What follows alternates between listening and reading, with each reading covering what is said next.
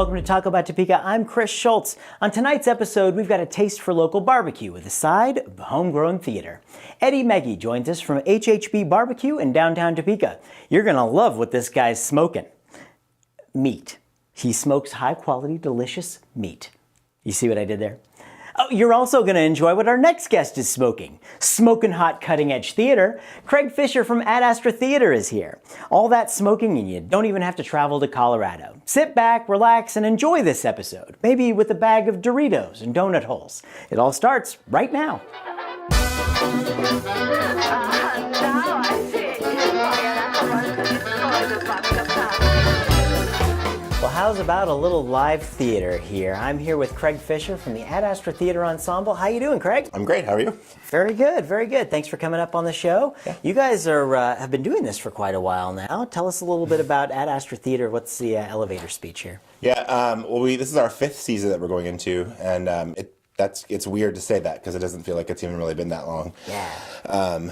But yeah, we've been doing it since 2010, so it's really 4 years but 5 seasons, and we kind of like to produce really off the wall, more adult, kind of edgier pieces that you don't kind of necessarily see in this area, like more that you would see in like Kansas City area. Yeah, a little pushing the limits Yeah, a little bit. yeah.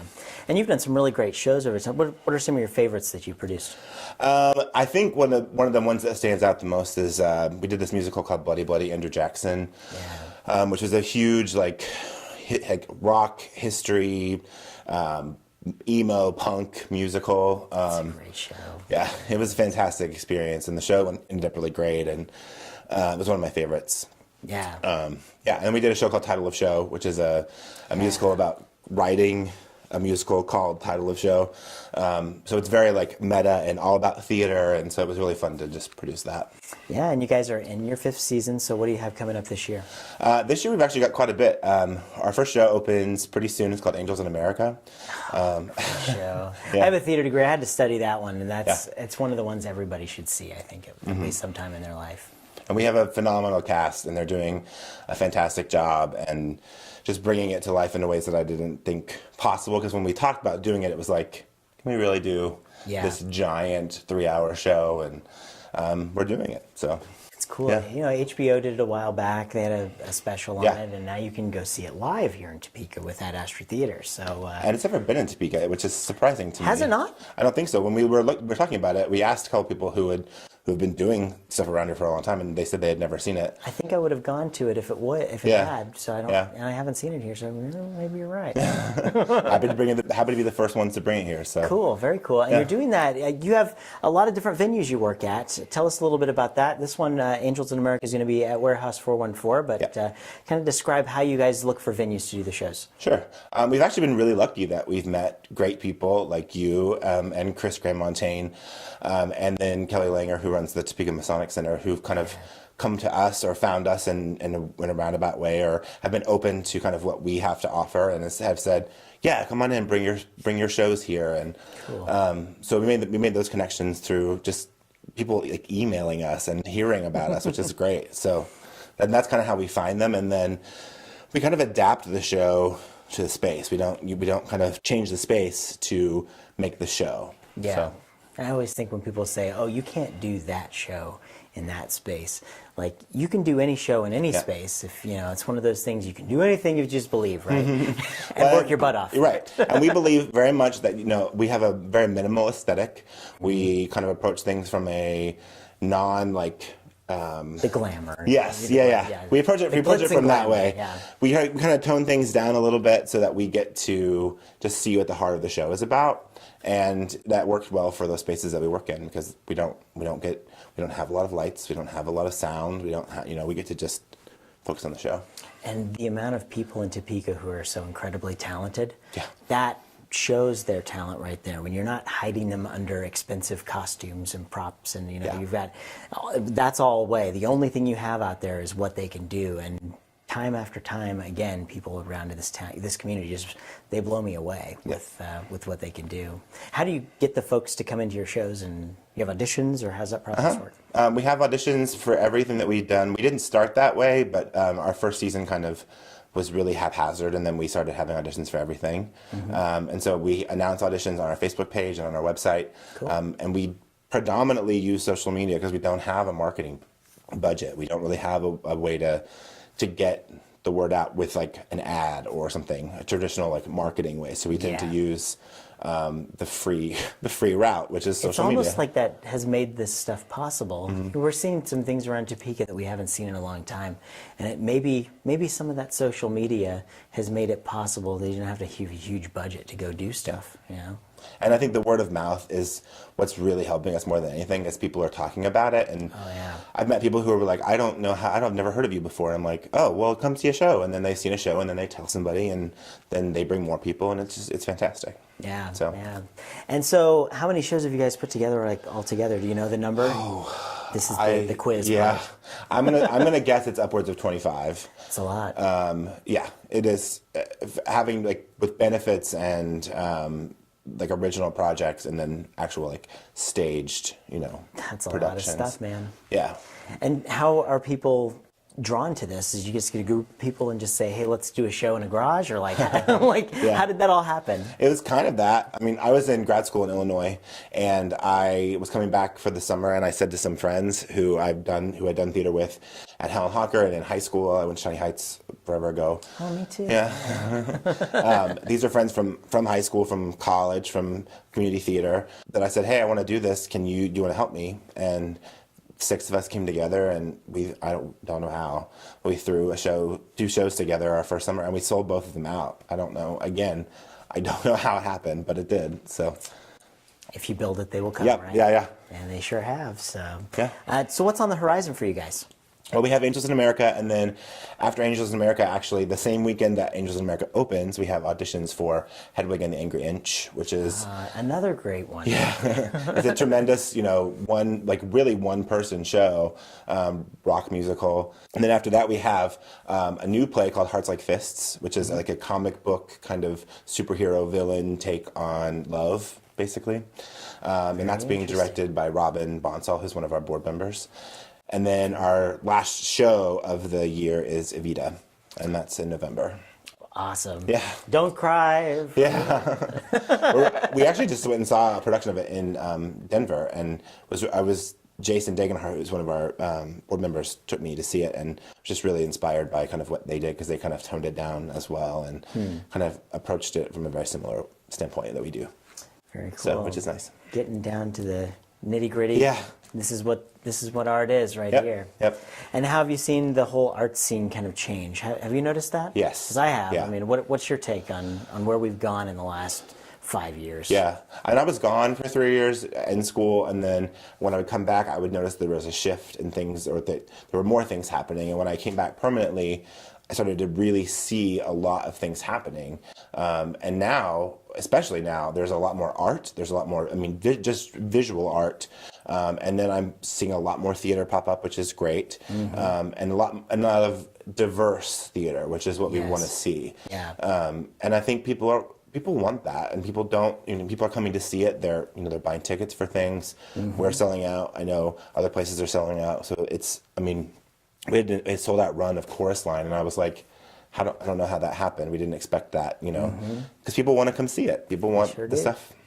They want that variety. The stuff we've been working on, it's selling out. Yep. And it's the same. We never expected that. It's one of those things you kind of do for the art of it. You do it for the love of it. And if people show up, and that's great. If they sell it out, like, whoa. Yeah. How do you handle that? You just keep doing it.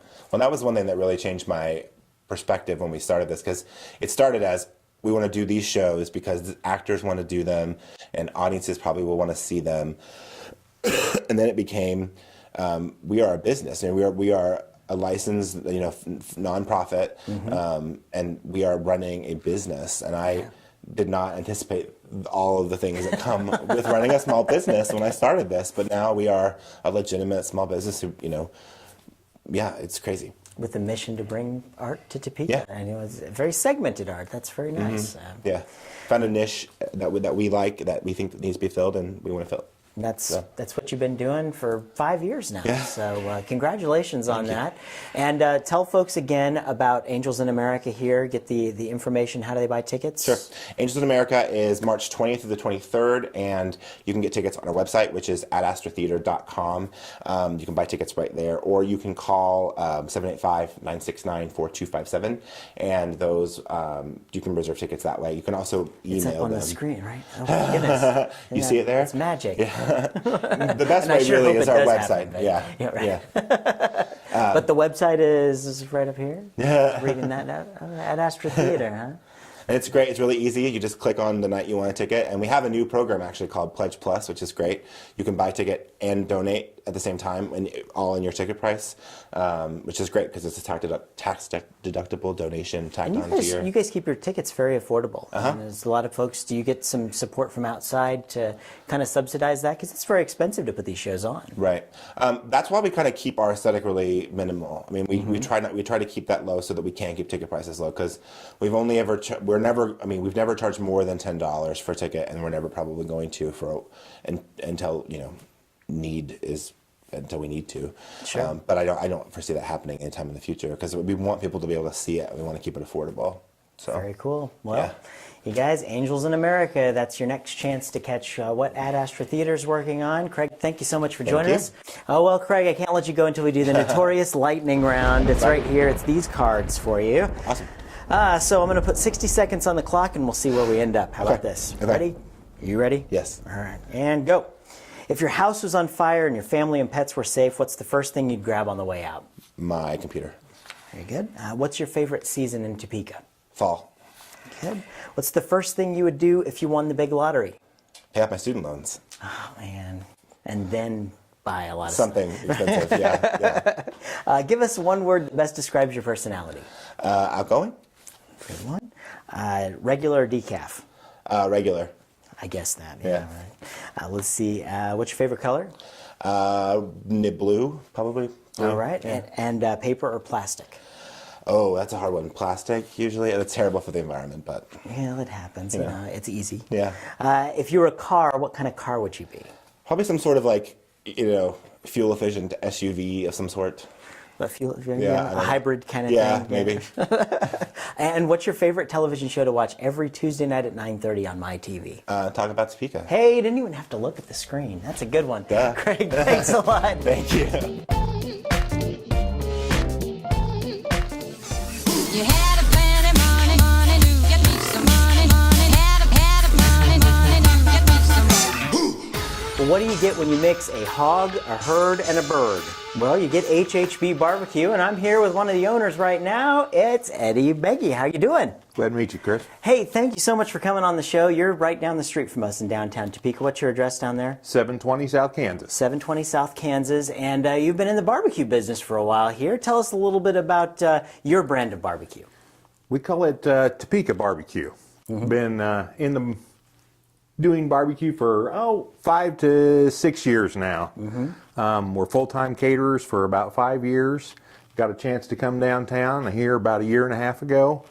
Took the leap of faith, and so far so good. Everything's good. So tell us a little bit about your secret brand that you add. Why the barbecue is the best at your place.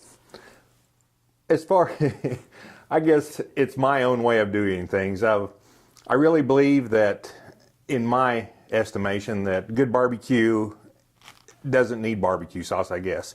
So, I mean, you can add barbecue sauce to it if you want to, but we think it's just fine without. That's good. That's a good challenge for people to go out there and see if it's good with or without. Exactly. Exactly. So why barbecue?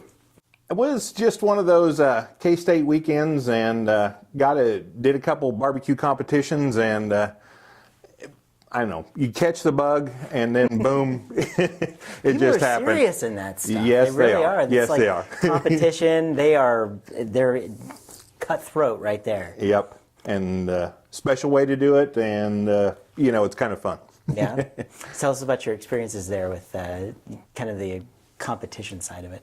If you can believe this, I suppose, as starting, I mean, that's where we done some things, was in the competitions. But then, since we've kind of got our business, we've what I want to say, went away from competitions, and now I'm wanting to get back because I've got some products out there right now that hasn't been, at a competition, and I think maybe they'd do all right. Well, if you're walking downtown, you can smell the barbecue from HHB BBQ, and it's carries right through. It just makes you want it. Right. It's good stuff. We always say if it's smoking, we're open, and that gives us that aroma downtown. Yeah, We think everybody likes it. And there's a lot of stuff happening downtown, and you being a business down here, what are you thinking about all the plans that are happening? They're getting ready to break ground in April. Things are going to be coming. What can we tell people? We're going to be open for business. They need to come down while the construction's going on, and tell us about your how things are affecting you guys down there. Well, I think everybody, maybe just a little hesitant and wondering what's going to happen, with this, project as far as the road construction. But I don't know, a pretty good section of our business, I'd say, 60 to 70% is walk-up business already. Yeah. God, sounds like downtown is going overboard as far as free parking, stuff like that. We're not that far away if you want to walk a block or so. Sure. And there could be free parking for you in parking garages and some things like that. Still come down and see us. Yeah, that's a pretty cool thing they're doing with the parking garages. They're doing it at the Crosby Place Garage and the 9th Street Garage by BNSF. If folks come down during the construction, there'll be vouchers in the stores, and they can pick up one of those, take it back to the garage, and get 2 hours off. And that way, if they're around, they don't get a ticket for, if they're on the avenue 2 hours, they happen to be there longer, you don't get a ticket, you just pay for an hour of parking in a garage. Yeah. Big difference. Yeah. Huge difference, and I think it's a thing maybe we all want to learn down here and get the people back down here because of that kind of a thing too. Absolutely. And a lot of these folks, the businesses that are down here, are you seeing that a lot of folks are just the people who work down here at this time? So maybe with the construction, they're not going away. They don't get that time off. I mean, that would be nice, but they don't get the time off. So they'll be down there. So, and with the pocket parks and all the stuff they're talking about building, how do you affect or think that will affect us as we go into the future? I don't know, we see it kind of as a plus down at HHB. I hope you do here, Absolutely, yeah. Too, the widening of the sidewalks, but I don't think we're losing any parking spots, anytime you can walk casually from 6th Street to 10th Street, I think this is going to be a great situation for downtown. Absolutely. Lots of visual stuff to see. Exactly. So, have you had a chance to see the plans that they're working on? I haven't. There's some great stuff. We did a report last week, actually, on the stuff that they had an open house, and they showed all the stuff. So, folks, you can go check it out at talkabouttopeka.com, and all these guys can go check it out at talkabouttopeka.com, and I can make plugs all day for talkabouttopeka.com. So, We'll be there yet this evening. I would want to look them over. Absolutely. There's some great stuff happening. What's on the horizon for you guys? Making great barbecue? Oh, you bet. Plenty of great barbecue. And don't get me wrong, with construction, we're going to sure open it up to the construction workers. They can come there and eat too. Absolutely. We're kind of looking forward to a little extra business coming in. They need to eat. Exactly. We got specials every day of the week as far as that goes. As far as our menu, brisket, pulled pork, and turkey every day of the week. Right. Then we always add one more thing, per day, as far as that goes. And Friday's rib day. All right, rib day. You bet. Best day of the week, Friday and ribs, right? Well, Tuesdays with Talk About Topeka, that's the best day for us. But Friday, we'll make that an official second for the ribs. Great. All right, so a lot of things are going on downtown in the evenings, and a lot of people are trying to do things to bring people down here in the evenings. What are you guys trying to do with that? We are open late on Thursday and Friday nights. We're open from 10 and, in the regular starting point till 8 o'clock on Thursdays and Fridays. So come down for dinner on Thursdays and Fridays. Exactly. All right. What kind of stuff do you have going on? Don't get me wrong, the bar's there. Barbecue and beer, you can't beat that. That's all you need to know, right? Exactly. And a lot of people are doing stuff for First Friday Art Walks downtown as well. You guys open for that? Every first Friday. Eddie, thank you so much for coming on the show. I can't let you leave until we do the notorious lightning round, though. That's these questions right here. We put 60 seconds on the clock, and I ask you these questions, and we find out where we end up. All righty. All right, ready to go? 60 seconds, and go. What's your favorite season in Topeka? Summer. All right, barbecue season. Right? Heck It's yeah. a barbecue. What's the first thing you'd do if you won the big lottery? Buy my building. There you go. That's a good idea. Good idea. Let's see. Give us one word that best describes your personality. Easy to get along with. Very good. See, I've had no problems here. We get along just fine. Let's see. Regular or decaf? Regular. And what's the point of decaf? Yeah. You never know. Let's see. Paper or plastic? Paper. All right. If you were an animal, what kind of animal would you be? Wow. Where do you come up with these questions? I don't know. Somebody sat them on my thing. I just picked these up. I don't really do anything. Oh, God. I don't know. That's a good one. I'll take it. The I don't know is, do you know the average land speed of an I don't know bird? I don't know. We'll skip that one. Okay. Go on. I'm sure our time's pretty much almost up right now, but one question that we have, the last one is, what's your favorite television show to watch every Tuesday night at 9:30 on MyTV? Talk about Topeka with Chris Schultz. Hey, it's my kind of guy right here. Eddie, thank you so much for coming on the show. Folks, get down to HHB BBQ in the 700 block of South Kansas Avenue. We'll be down there for the ribs on Friday. The city wants everyone to know that we are going to try to get as many people downtown during this construction project as possible. We know businesses are still open, things are still happening downtown. We really wanted to thrive as much as we can during this construction process. In an effort to do that, we opened 2 of our parking garages. It's Crosby Place and 9th Street garages for free parking for 2 hours. As long as people come down to the avenue and go into downtown Merchant. You go to the register, you get a validation ticket, and it's 2 hours free. So as long as you park in the garage, even if you're there for 3 hours, you can plug in your validation ticket and get 2 hours off of that 3-hour bill. So it's a pretty cool new thing. Plus, we want to remind people that we still have metered parking. We have about 284 metered stalls on half of the avenue, the west side that will still be open, and on the side streets. So we still have metered parking, but really take advantage of the parking garage, especially if you've never parked in one of our parking garages. It's kind of a cool, safe, convenient thing to do. If you have any questions about any parking, we have this cool new website that we're directing people to. It's topeka.org/Kansas Avenue Project. It has its own parking tab, so anyone who wants to come down to the avenue or plan ahead can visit that website and click on parking and find everything you need to know.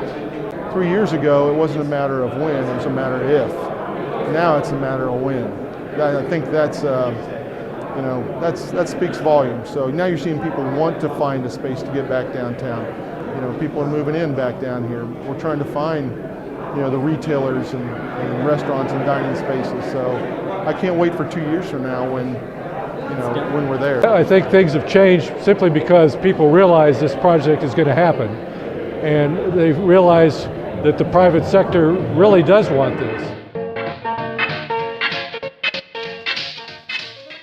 That's our show. Hey, if you missed the Capitol tour over the last 2 episodes, it's all online now at talkabouttopeka.com for your viewing pleasure. To look at it, as what it was is a historical part of the building. Or better yet, get out and see it in person. Capitol tours are happening every business day. You know where to find us for our next episode. Until then, I'll still be Chris Schultz, and hopefully you'll still be talking about Topeka.